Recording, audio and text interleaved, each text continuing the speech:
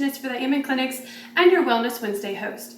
In last week's segment, I talked about the benefits of eating fermented foods, and one of those was kombucha, which is fermented tea. Today I'm going to show you how to make it.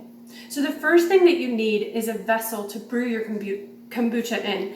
I like to use glass because I can see through it and I can see what's going on with my SCOBY to check for mold and things like that.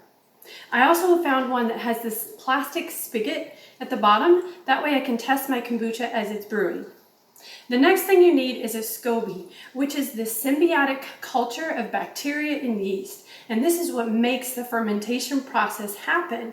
So this one here is one that I actually borrowed from a friend.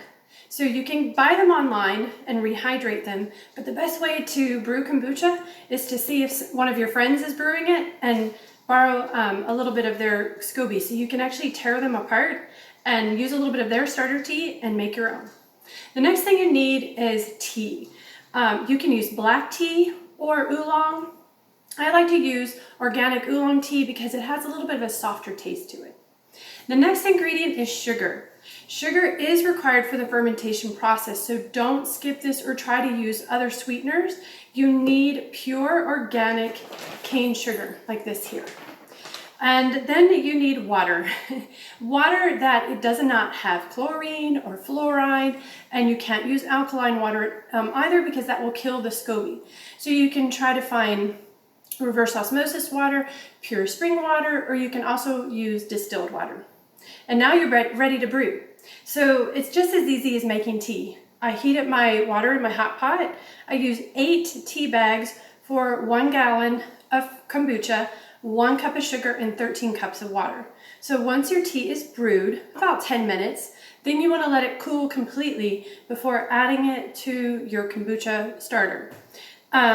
Then you pour that in, and you want to always use a bamboo or plastic and never metal. Metal and the SCOBY do not mix. So if you have a lot of jewelry or watches, you want to take those off before you handle your SCOBY.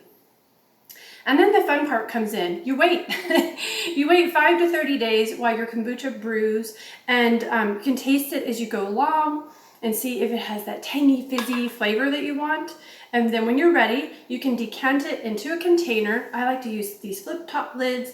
And then you can do what's called a second fermentation process, where you can flavor this brew with, say, some raspberries or blueberries or ginger or lemon peel, and then let it sit out for 5 to 7 days. And then you can put that in the refrigerator, and then you can have your kombucha with your meals. So a couple of troubleshooting points.